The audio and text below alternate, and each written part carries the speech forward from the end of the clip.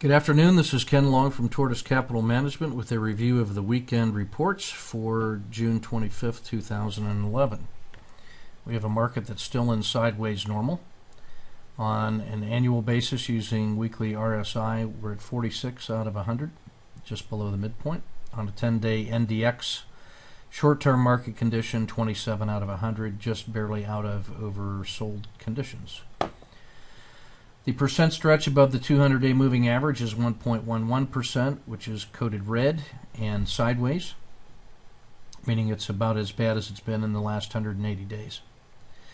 Slope of the 50-day moving average has flattened out a little bit at minus 0.25%, but that's still also coded red and bearish. ADX 14 holding steady at 23.9 with minus DI dominating plus DI. ATR percentage 1.32 is normal, but at the very high end of normal, almost ready to go into volatile state. More sell-offs in equities this week. Volatility increased slightly, and we return to sideways. We'll be conducting the monthly rebalancing later this week. We're currently holding IYR, EEM, and TLT in the 331. I've published a new rule set for a blended rebalancing, which has gone out to subscribers with new details for a much improved strategy. I'm satisfied that 331, 631, and then the 333, the quarterly rebalancing, all have done their job, but the new blended modified system, I think, has advantages both on the reward and the risk side. In ETF 2, I published a publicly releasable version of the model. I'll be recording a separate voiceover on how to use that spreadsheet for members, so you can look for that. The ETF2 model itself, theoretical exposure is recommended at 10%, with 9 out of the 10 major ETFs negative on the 5-week rate of return. The model portfolio, no change. This week is also at 10% exposed.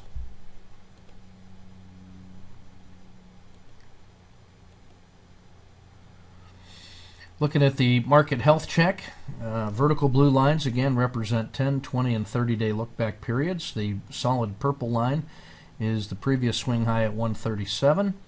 The dotted purple line was the previous swing high at about 134. Probably need to add a dotted purple line here at the swing high at 130, but that really represents a 5% pullback from the previous swing high at 137. That's the first red box.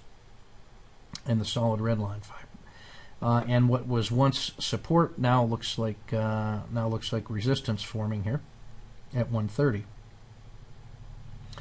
The solid black line in the middle is the 30-day regression line. The black lines on the outside are the channel formed by the maximum excursion from the regression line, which forms the width of the channel.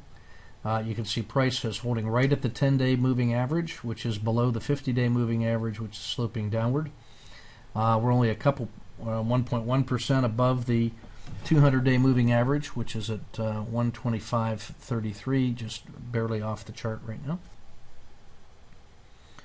A 10% pullback would be the end of a correction in the bear and would be the start of a baby bear.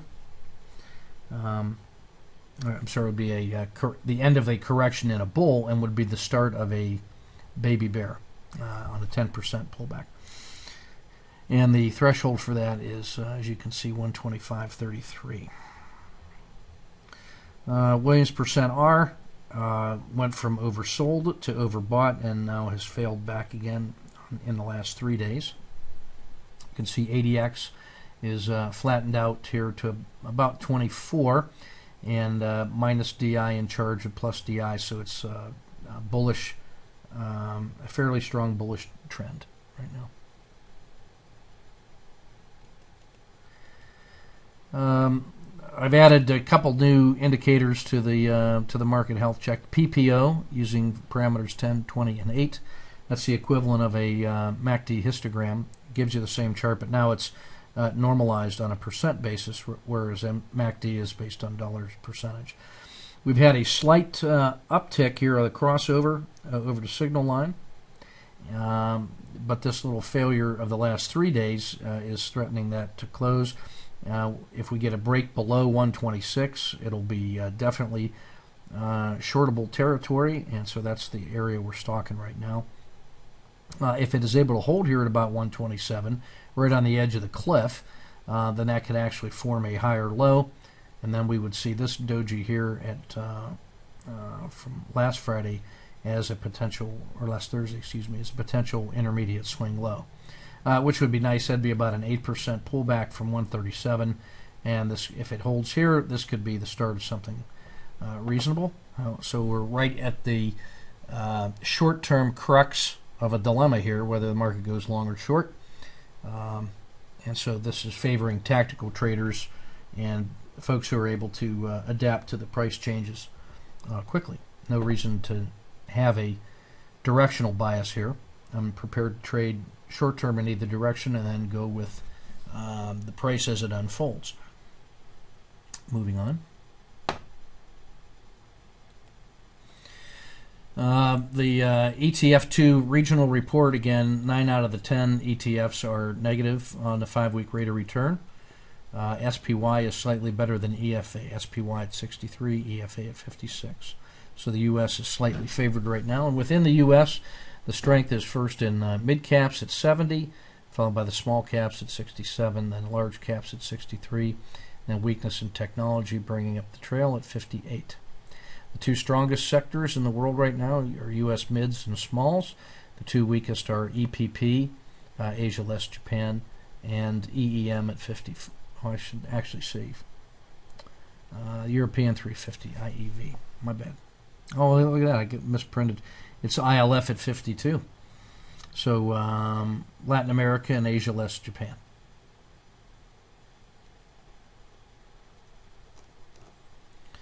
The world market model. Now, I am moving the world market model to the publicly releasable version of the ETF2 database, and so you'll see the regional index report reflect that. And this one now is reflecting a simplified version of the strength rating, which is using the blended 13-week and 26-week look back. I've published separately on the value add of using a blended 3-month and 6-month look back period for monthly rebalancing, and the same logic now is carried forward into the public version of the ETF2.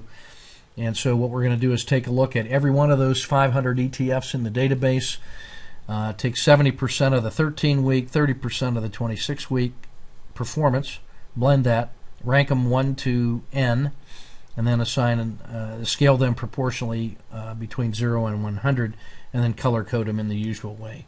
The consistency rating is a 10-week moving average of that, weighted slightly towards the near term, and the quality report remains, or the rating remains unchanged. So this is reflecting the strength report. This method is a little simpler. It's easier to understand, gives us a little more variation now and clarity in the performance of the sectors. So what's working right now is the precious metals and bonds, the defensive sectors in the U.S., staples, utilities, and healthcare.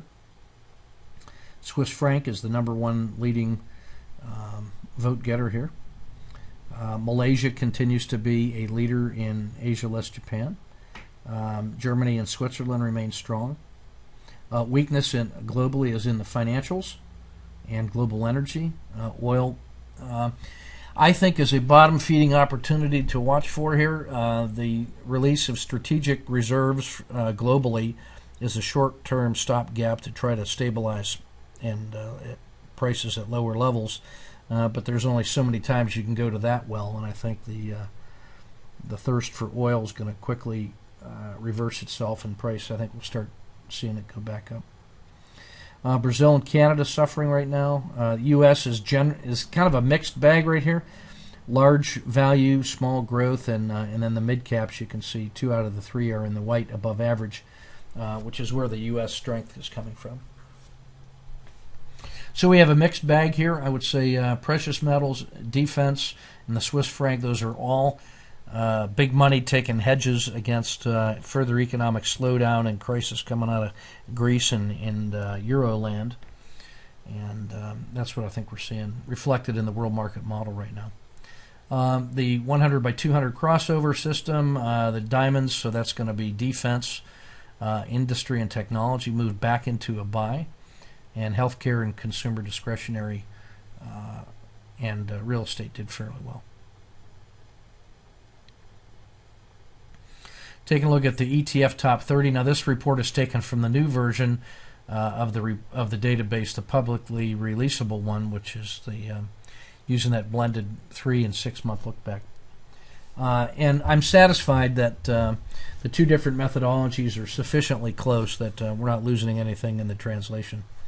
And the spreadsheet I'm providing for members will let you do this kind of update dynamically every day if you so desire.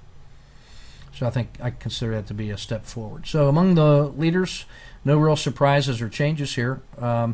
Consumer staples, healthcare, biotech, more healthcare, Swiss franc, biotech, healthcare.